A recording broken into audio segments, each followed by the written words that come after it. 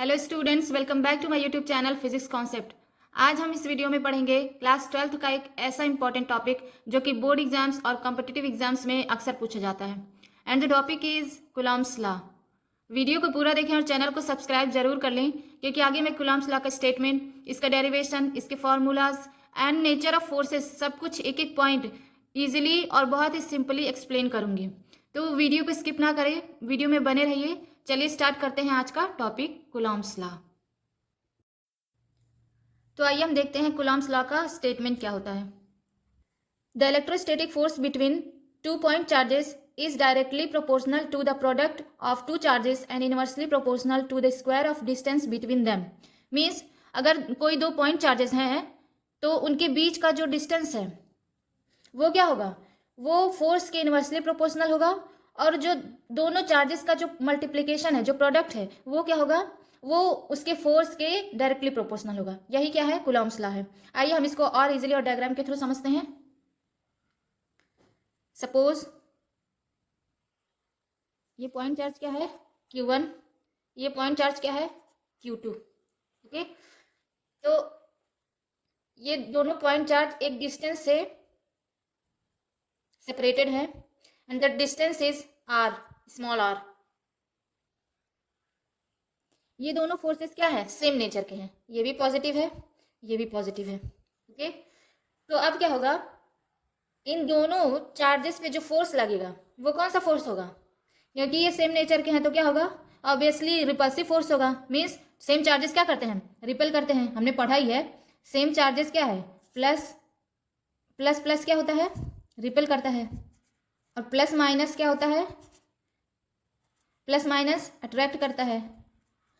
तो ये जो दोनों चार्जेस हैं ये सेम नेचर के हैं, तो ये क्या है, ये रिपल्सिव इन नेचर है। मीन्स ये रिपेल करेगा, जो फोर्स क्या होगा, फोर्स ऐसे रिपेल करेगा तो फोर्स इधर लगेगा, और इसका भी फोर्स इधर लगेगा इस डायरेक्शन में। मीन्स आउटवर्ड्स, यानी कि रिपेल कर रहा है, दोनों एक दूसरे से दूर जा रहे हैं चार्जेस, ये इससे और ये इससे। ये जो फोर्स है वो क्या है, इसको हम कह सकते हैं this is force F12।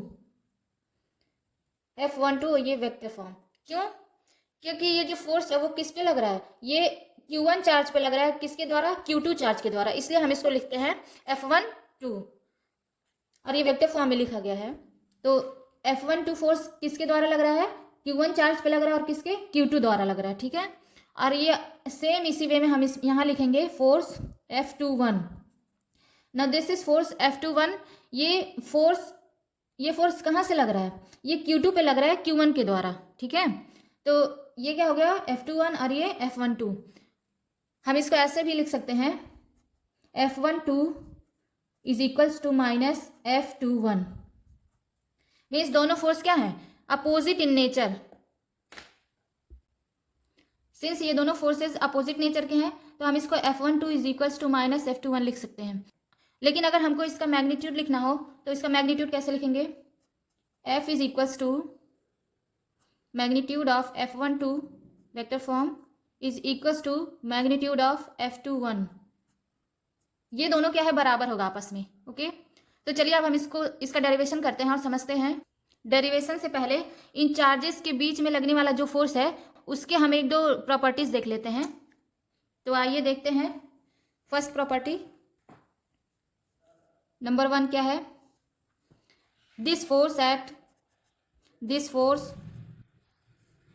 acts upon line joining these two forces,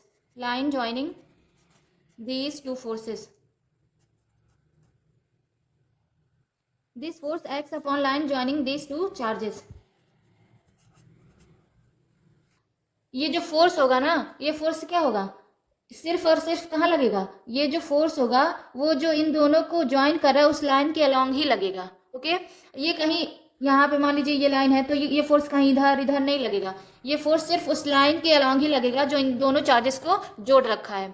ठीक है, और नेक्स्ट क्या है, सेकेंड वन, ये जो फोर्स है, यहाँ पे जो फोर्स लग रहा है, तो अगर हम इसके बीच का डिस्टेंस कम करेंगे तो फोर्स क्या होगा, फोर्स उतना ही ज्यादा लगेगा।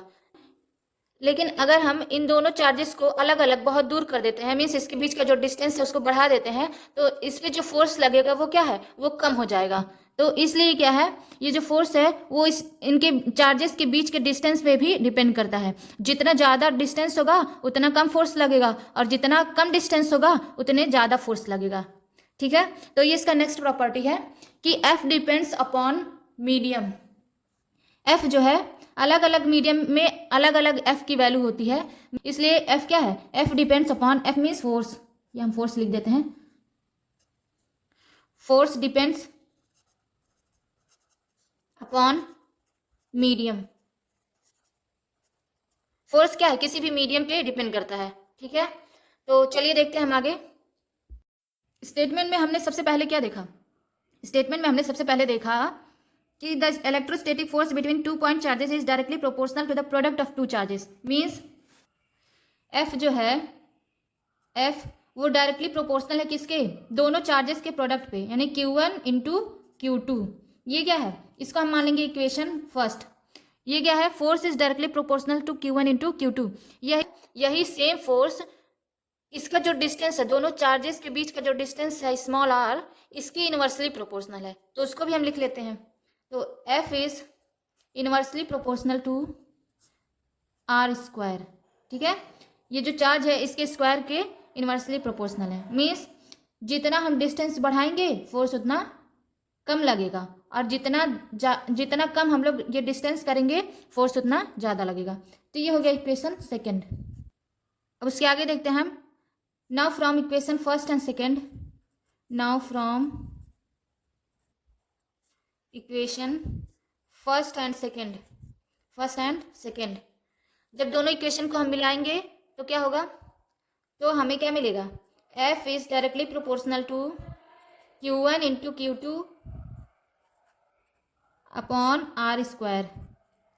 ये हमको मिला, दोनों इक्वेशन को मिला के हमको क्या मिला, F is directly proportional to Q1 into Q2 upon R square.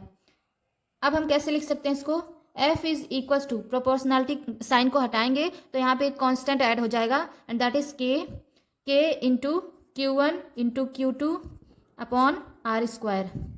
ठीक है, तो ये क्या हो गया, F is equals to K into Q1 into Q2 upon R square. ये हो गया कूलम्ब्स लॉ। आप अगर फॉर्मूले को इस तरह से किसी कलर पेन से बॉक्स में कर देंगे तो जब एग्जामिनर आपकी कॉपी चेक करते हैं तो उनका पूरा फोकस सीधे इस फॉर्मूले पे जाता है कि हाँ देखो बच्चे ने अच्छे से डिराइव किया है, इसको बॉक्स में किया है, तो आपको पूरा मार्क्स देते हैं। ठीक है, तो ये हो गया Coulomb's law.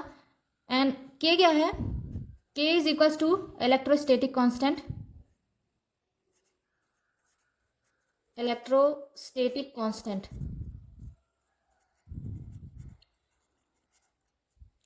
K electrostatic constant है, इसकी वैल्यू क्या होती है, K की वैल्यू देखो, K की वैल्यू डिफरेंट मीडियम में डिफरेंट होता है। ठीक है, लेकिन यहाँ पे अगर हम K की वैल्यू की बात करें तो वो फ्री स्पेस और वैक्यूम के लिए क्या होता है, 9 इंटू 10⁹ न्यूटन मीटर स्क्वायर पर कूलम्ब स्क्वायर। ठीक है, इसका जो यूनिट है हम यहीं से बना लेते हैं।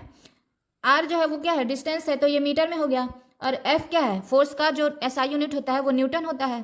तो अगर हम इसको यहाँ पे मल्टीप्लाई करेंगे तो क्या हो जाएगा, न्यूटन मीटर स्क्वायर, और ये क्या है, ये रिवर्स हो जाएगा, तो इसका चार्ज का यूनिट क्या होता है, कूलम्ब, तो वो हो गया कूलम्ब स्क्वायर, तो इसका यूनिट हो गया ये न्यूटन मीटर स्क्वायर पर coulomb square. And now this is the value of K in vacuum. ये किसके लिए है, फ्री स्पेस, हम क्या बोलते हैं, वैक्यूम भी। ओके, तो ये जो K की वैल्यू है ये फ्री स्पेस के लिए है। K भी क्या है, K भी अलग अलग मीडियम में अलग अलग इसकी वैल्यू होती है, तो K also depends upon, it also depends upon medium, it also depends upon medium, depends upon medium.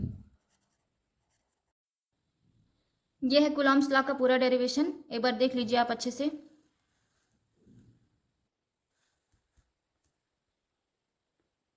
ये है पूरा कूलम्ब्स लॉ का derivation, F is equals to K Q1 into Q2 upon R square. Okay, अगर आपको मेरा video अच्छा लगा है तो वीडियो को लाइक ज़रूर करें, चैनल को सब्सक्राइब कर लें और वीडियो को अपने दोस्तों को भी शेयर करें जो इस बार बोर्ड्स दे रहे हैं, क्योंकि एक वीडियो बनाने में बहुत मेहनत लगती है सच में। और अगर आप इसको एक लाइक दे देंगे और सब्सक्राइब करेंगे तो मुझे और इंस्पिरेशन मिलेगा ताकि मैं और अच्छे अच्छे वीडियोज़ आपके लिए बना पाऊँ। So this was all about Coulomb's law, and if my explanation helped you to understand Coulomb's law clearly, so please like the video, share it and subscribe my channel to get more easy and more conceptual topics of physics. Thank you so much.